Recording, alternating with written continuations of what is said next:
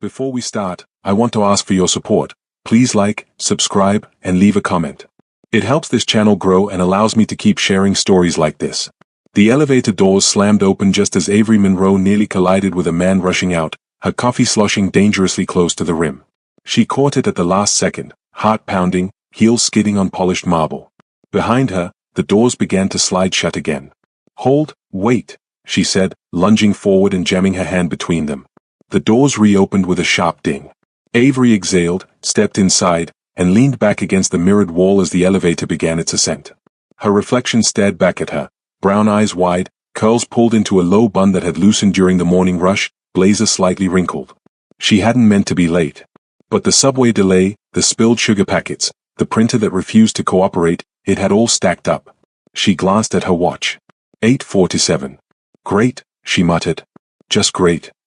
The elevator stopped on the top floor. When the doors opened again, the energy changed immediately. The air felt quieter here, heavier, like even the sound knew it wasn't supposed to linger. Avery straightened her shoulders and stepped out, heels clicking softly as she walked down the corridor toward the corner office she rarely entered unless summoned. Weston Ashford's office door was already open. That alone made her slow. She paused at the threshold, fingers tightening around her tablet. Weston stood with his back to her, jacket off, sleeves rolled to his forearms as he stared out over the city skyline. Snow had begun to fall, soft and steady, dusting the glass towers below. Christmas decorations glittered faintly in the distance, far removed from the sleek, minimalist space he occupied. "Mr. Ashford," she said carefully.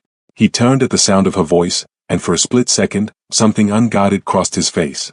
Then it was gone, replaced by the familiar calm composure that made him one of the most intimidating men in the building.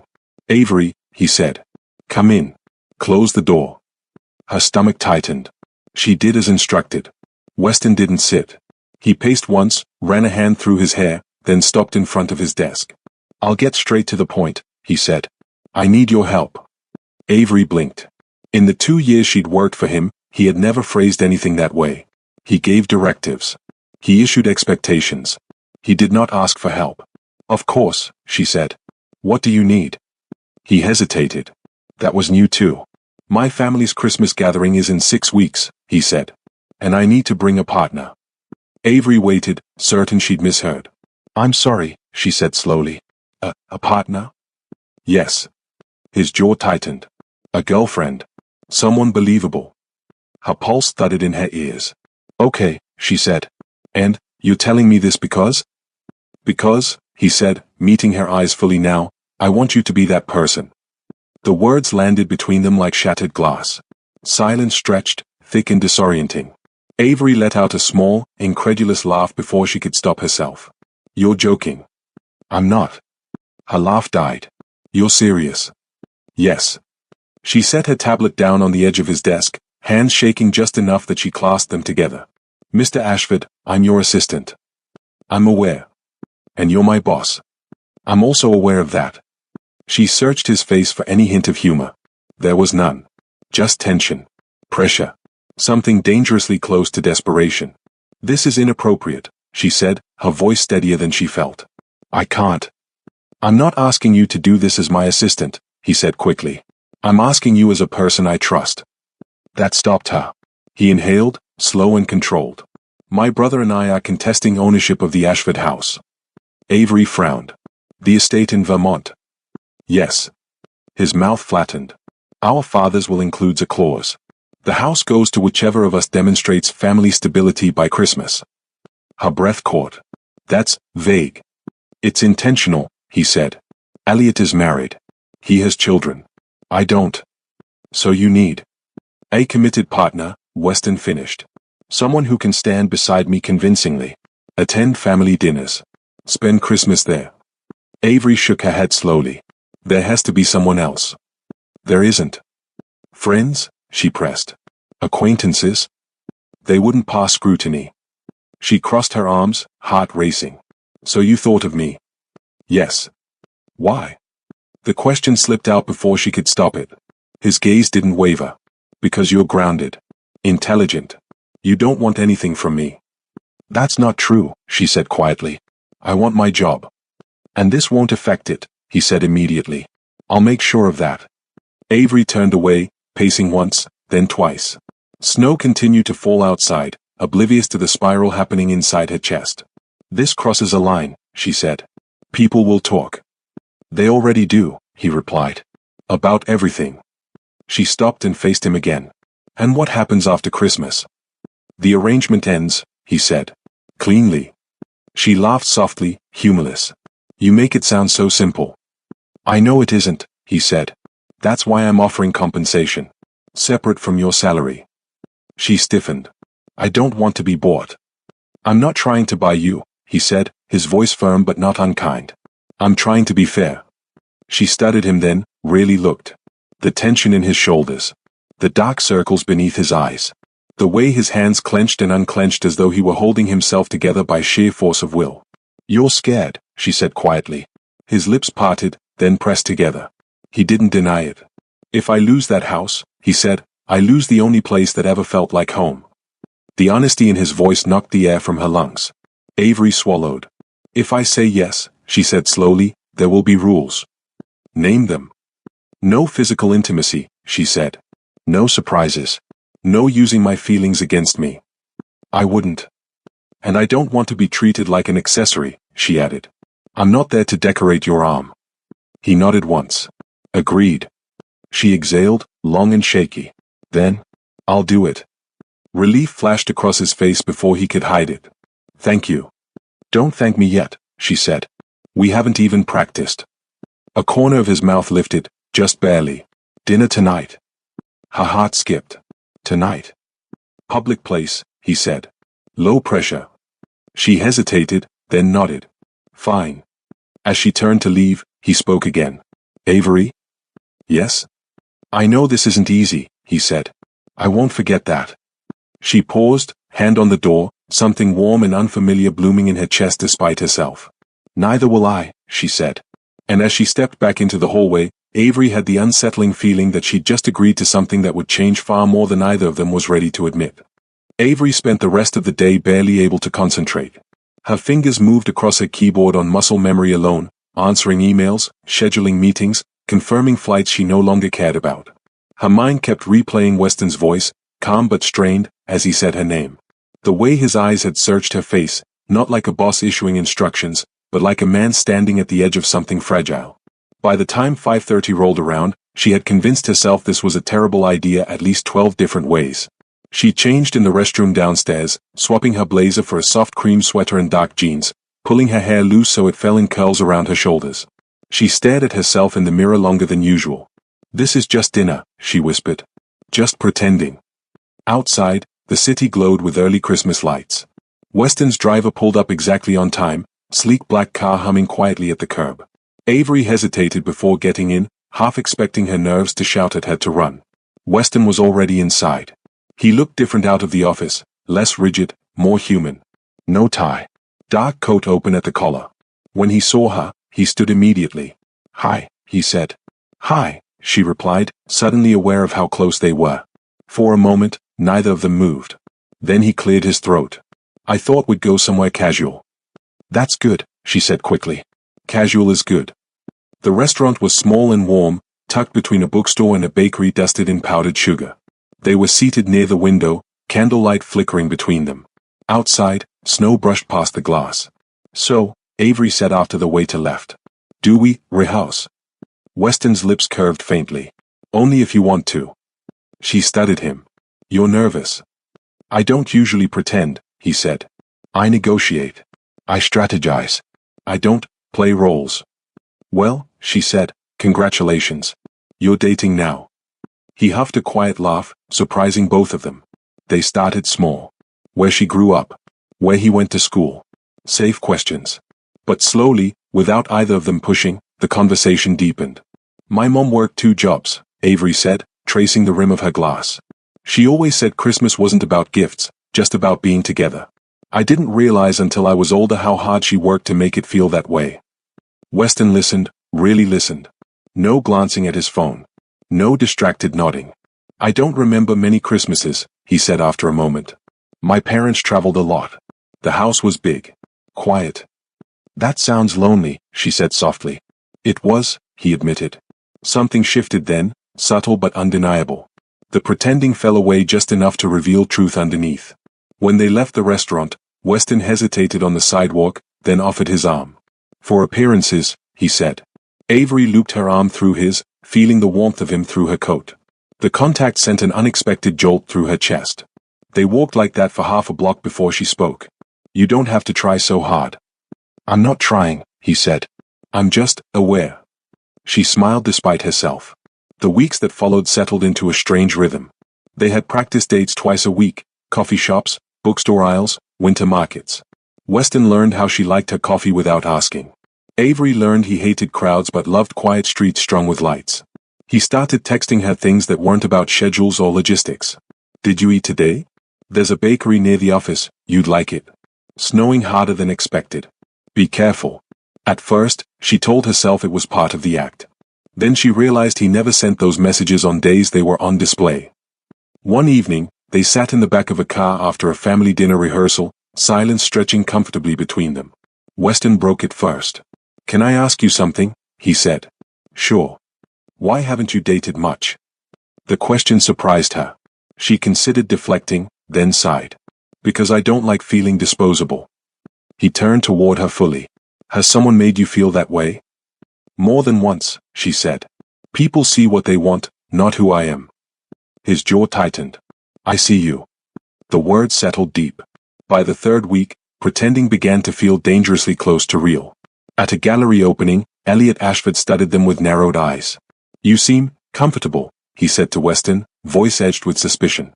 We are, Weston replied, his hand warm and steady at the small of Avery's back. Later that night, in the car, Avery whispered, You didn't have to do that. Yes, Weston said quietly. I did. She looked at him then, really looked. The sincerity in his eyes made her chest ache. The closer Christmas crept, the harder it became to remember where the lines were supposed to be. One night, after a long day, Weston invited her up, not to his apartment, but to the rooftop terrace. Snow blanketed the city, lights shimmering like scattered stars. This is my favorite place, he said. I don't bring many people here. Why me? She asked before she could stop herself. He didn't answer right away. When he did, his voice was lower. Because you make things quieter. She laughed softly. You're impossible. And yet, he said, stepping closer, you're still here. The space between them shrank. For a breathless moment, Avery thought he might kiss her. Instead, he stepped back. I don't want to cross a line you didn't agree to, he said. Her heart thudded painfully. Thank you. But later, lying awake in bed, she wondered when she'd started wishing he would. By the fourth week, Avery caught herself thinking about Weston first thing in the morning. She caught herself smiling at her phone. She caught herself caring. And that scared her more than anything else. Because she could see it in him too, the way his gaze lingered, the way his voice softened when he said her name. The way he looked at her like she mattered beyond the contract. She knew this was supposed to end after Christmas. She just wasn't sure either of them remembered that anymore. The first real fracture appeared the morning Avery realized she was disappointed it was Saturday. She lay in bed staring at the ceiling, phone resting on her chest, waiting for a message that didn't come. Saturdays weren't part of the arrangement. No meetings, no practice dates, no rehearsed smiles. Just silence. And the quiet felt louder now than it ever had before. She hated that. By noon, she was restless enough to clean her apartment twice. By 3, she was pacing. At 4, her phone buzzed. Weston, I know this is off schedule. But are you free? Her heart jumped traitorously. Avery, I am. What's wrong? There was a pause longer than usual. Weston, nothing's wrong. I just didn't want to be alone today. She stared at the words, chest tightening. Avery, give me 20 minutes. When she arrived at his building, he was already waiting in the lobby, coat on, hands shoved into his pockets like he didn't quite know what to do with them. You didn't have to rush, he said. I wanted to, she replied, and then froze because that was the truth. They walked without a destination at first, snow crunching underfoot. The city felt softer on weekends, less demanding. My brother called this morning, Weston said eventually. Avery glanced at him. Elliot. Yes. His jaw tightened. He wanted to remind me of the timeline. Of what's at stake. And he implied that this, Weston said, gesturing vaguely between them, was temporary. Her chest ached. It is temporary. I know, he said quickly. Too quickly. I just didn't like the way he said it. They stopped at a small cafe, steam fogging the windows. Inside, warmth wrapped around them. They took a corner table, knees brushing beneath it. Neither moved away. "Avery," Weston said, lowering his voice. "Tell me if I'm crossing a line." She looked up at him. "You're not." "I'm trying very hard not to," he admitted. "But it's becoming difficult." Her breath caught. "For me too." He studied her face, like he was memorizing it. "You pull away when things get close." She swallowed. "Because closeness costs something." "So does distance," he said quietly. The words settled between them, heavy and true. After that day, everything shifted. Weston stopped pretending he didn't care. He didn't touch her more, didn't break their rules, but he showed up. Every time she needed him, even when she didn't say it out loud. When she mentioned her mother's old Christmas tradition of decorating with handmade ornaments, he remembered. When she complained about the cold draft in her apartment, a space heater appeared at her door 2 days later with no note. "You don't have to keep doing things like this," she told him one evening, holding the heater awkwardly. "I want to," he said simply. That was the problem. Want was dangerous. The night of the Ashford family dinner arrived wrapped in tension.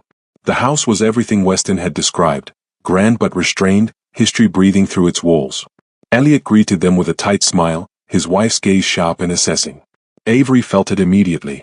The scrutiny. The question hanging unspoken. "Do you belong here?"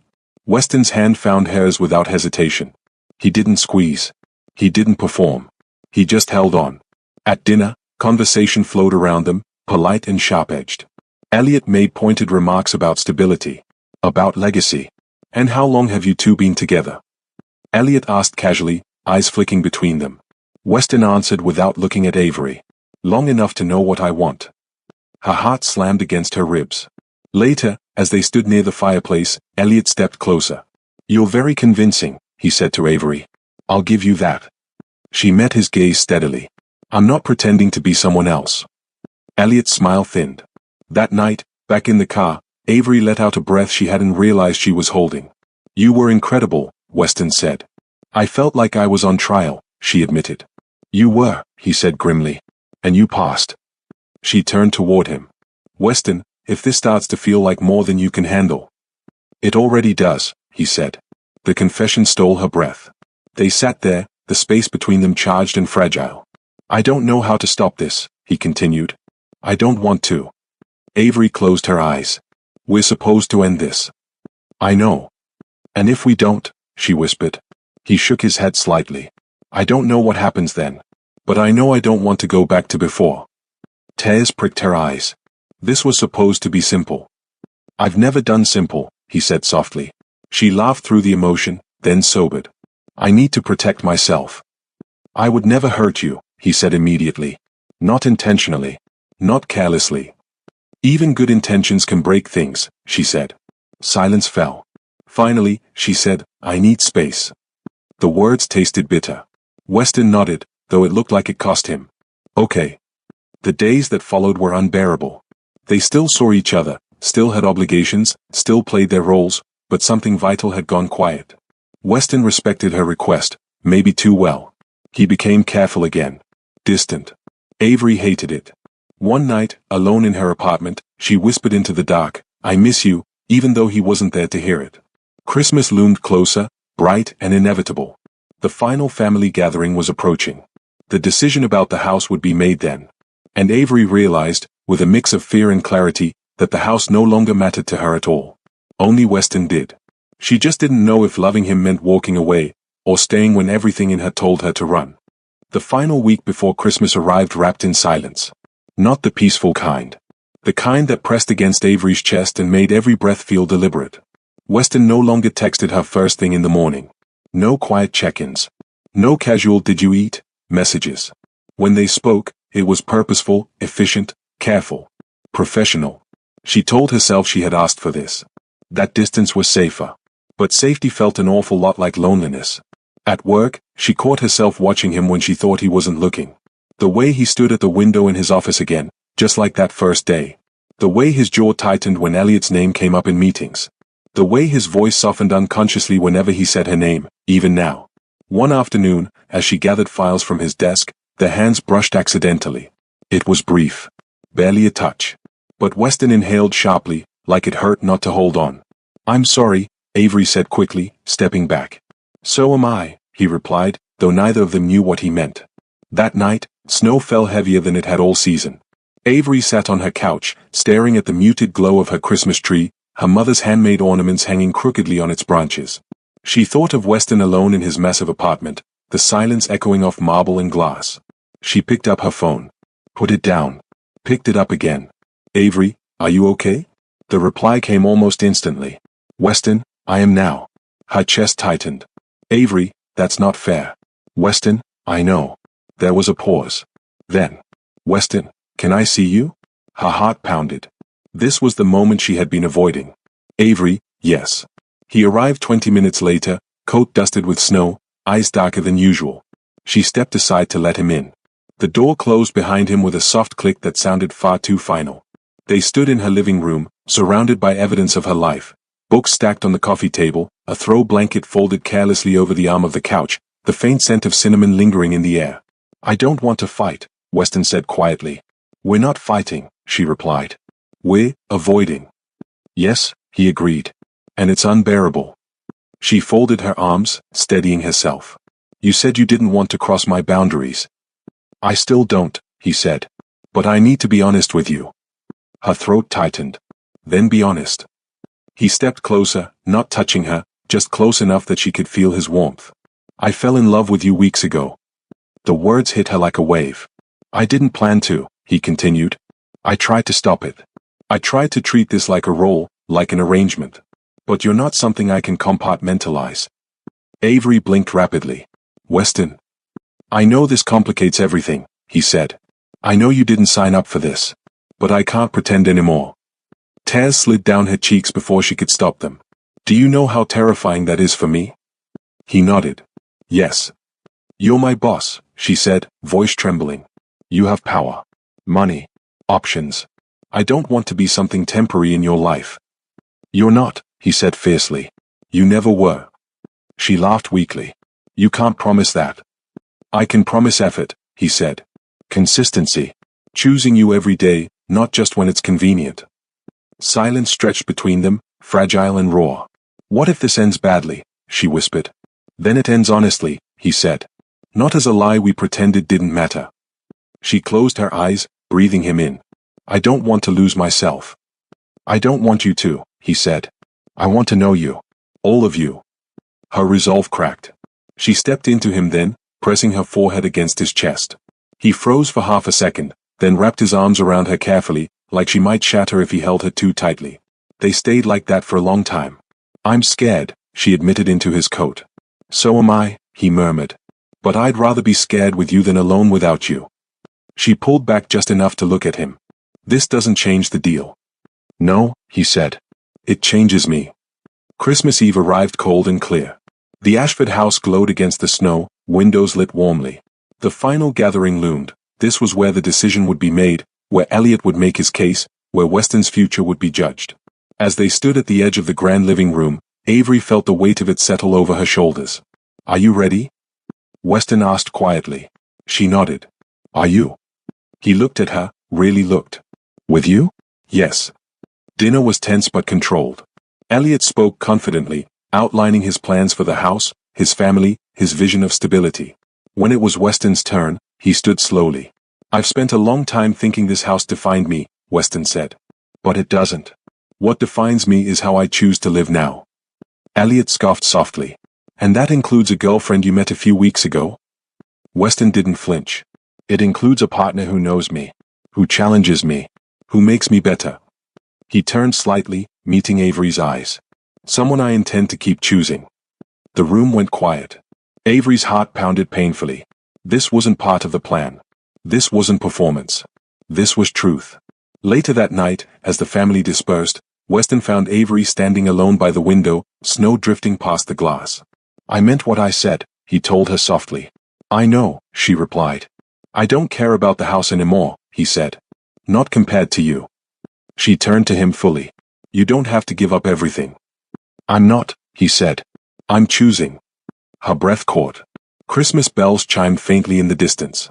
For the first time since this all began, Avery allowed herself to believe that choosing him might not mean losing herself at all. Weston reached for her hand this time without hesitation. His fingers slid into hers naturally, as though they had always belonged there. There was no pretense left between them, no performance to maintain. Just warmth, steady, grounding, real. Avery felt it instantly, the way his touch anchored her, calming the storm of emotion she hadn't realized had taken over her heart. Outside, snow drifted past the tall windows, catching the soft glow of the house lights and scattering silver across the room. The scene felt unreal, cinematic, like something lifted from a movie she would have watched late at night, never imagining she'd one day be standing in the middle of it. And yet, somehow, it felt exactly where she belonged. "I've waited too long to say it," Weston said quietly. His voice was low, steady, but there was a tremor beneath it, an honesty he rarely allowed himself to show. "I love you, Avery. Not for convenience. Not as a role. Not because it helps me win something. I love you because you're you. Because you see me. All of me." Her chest tightened, emotion swelling until it threatened to spill over. Tears burned behind her eyes as she swallowed hard. "Weston? He lifted his hand, gently pressing a finger against her lips. "Let me finish," he said softly. "I don't want to lose the chance to say this. I don't want to lose you. Not now. Not ever. I know this arrangement was supposed to end after Christmas, but I'm not ending it. I don't want an act anymore. I want reality. I want us." Avery's knees felt unsteady, and she reached back to brace herself against the windowsill. His words settled over her like falling snow, quiet, undeniable, and impossible to ignore. Weeks of uncertainty, guarded emotions, and half-spoken truths suddenly made sense. Every lingering look, every small act of care, every moment he had stayed when he could have walked away, it all pointed here. To this moment. To them. "I've fallen for you too," she said at last, her voice trembling but sure. "More than I ever expected. And I've been scared because I didn't know if this was real, scared because I didn't know if you felt the same. But hearing you say that, I think I can take the risk." Relief washed over his face, followed by a slow, genuine smile that reached his eyes. "Then let's stop pretending," Weston said. "Let's start for real." The tension that had hung between them for weeks seemed to dissolve instantly. For the first time since this all began, there were no rules to follow, no boundaries to negotiate. Just two people standing together, choosing each other freely and without fear. The night unfolded gently after that, filled with quiet laughter and easy conversation. Weston told her stories about growing up in the Ashford house, memories he had never shared with anyone else. Avery listened, captivated, seeing him not as the composed man the world knew, but as the boy he once was. In return, she shared her own Christmas traditions, the simple rituals and memories she carried with her year after year. They spoke without rushing, learning each other in a way that felt natural and deeply comforting. By midnight, the fire crackled softly, casting a warm glow across the room. Snow continued to fall outside, thick and unhurried. Weston turned toward her, brushing a loose curl away from her face. "May I?" he asked, his voice barely above a whisper. She nodded, her heart racing. Their lips met in a gentle, tentative kiss, one filled with everything they hadn't said over the past weeks. When they pulled back, their foreheads rested together, breaths mingling, hearts beating fast in the quiet. "I've never done anything like this before," Weston admitted with a soft chuckle. "And I've never wanted anything like this." "Me neither," Avery replied, leaning into him. "But it feels right." The days leading up to Christmas passed in a blur of quiet happiness. Weston made sure Avery felt included in every decision, from decorating the house to attending family gatherings. He was patient and attentive, offering affection without pressure. Avery found herself relaxing, trusting, and allowing herself to enjoy moments that once would have made her anxious. On Christmas morning, they stood together near the entrance of the Ashford house. Fresh snow blanketed the ground, untouched and glowing in the early light. The air smelled of pine and cinnamon, crisp and clean. "Merry Christmas, Avery," Weston said, his eyes warm. "Merry Christmas," she replied, smiling. He pulled her into his arms, holding her close. Resting her head against his chest, she listened to the steady rhythm of his heart. In that moment, everything else faded, the house, the expectations, the past. All that mattered was this. "I want this to be the start of everything," he murmured. "No contracts. No pretenses. Just us." "Just us," she said, believing it fully. Sunlight filtered through frosted windows as they lingered together, sharing quiet laughter and whispered jokes. For the first time in a long while, Avery felt completely at peace. "I don't know what comes next," Weston said softly. "But I know I want to face it with you." She squeezed his hands. Then we'll figure it out together. Step by step. Hand in hand, they stepped outside into the winter morning, hearts light and unburdened. What had started as an arrangement had grown into something real, something lasting. No contracts. No pretense. Just two people choosing each other, for Christmas and for every day that followed. If you felt anything while listening to this story, if it made your heart race, made you smile, or reminded you that real love still exists, don't keep it to yourself. Hit the like button to support the channel, subscribe so you never miss a new romance story, and turn on notifications to stay close to every heartbeat, every twist, every unforgettable love. And I want to hear from you. Comment below and tell me where you're watching from. Your city, your country, your corner of the world. Your support helps this channel grow, and your comments inspire the next love story.